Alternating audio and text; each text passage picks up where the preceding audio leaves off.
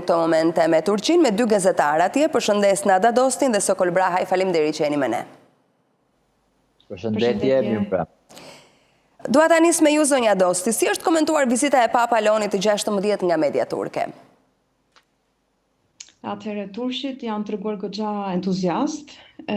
Mendojmë për 3 arsye kryesore. Parë, sepse është një nder dhe krenari për të krishterët vendas. E dyta, mendojnë se kjo vizitë do të përmirësojë marrëdhëniet musliman të krishterë, dhe e treta, pse jo, do të jetë një promovim i mirë për turizmin, veçanërisht për qytetin e Iznikut, pra Nikean e vjetër.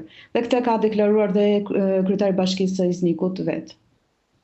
Por edhe jo vetëm. Në fakt, është parë si e pajtuar në një pikë, po themi, politika e Vatikanit me Turqinë sa i takon Gazës? Për të dy kjo pyetje.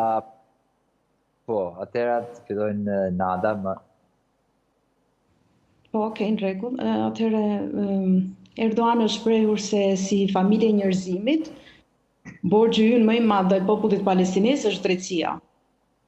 Mënyra për ta shlyerë këtë borxh është zbatimi i zgjidhjes me 2 shtete bazuar në kufit e vitit 1967, është shprehur Erdogani vetë.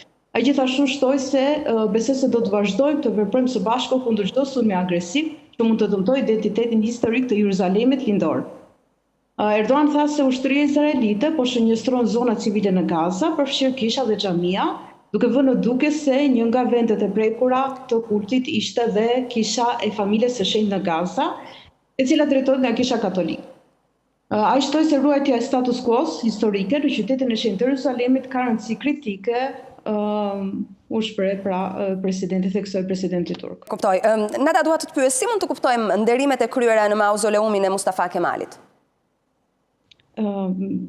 Për popullin turk është një vizitë goxha e rëndësishme, domethënë kanë vlerësuar vendasit, mediat e kanë vlerësuar goxha, domethënë sepse vetë figura e Ataturkut është një figurë shumë e dashur për popullin turk, kështu që ishte bëri goxha bujë, domethënë, dhe i dha goxha vlerë, domethënë, kësaj vizite.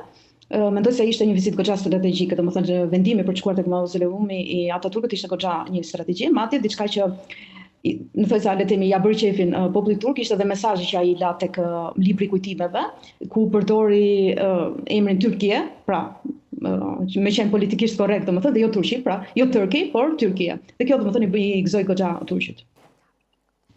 E kuptoj, mirë, Nada.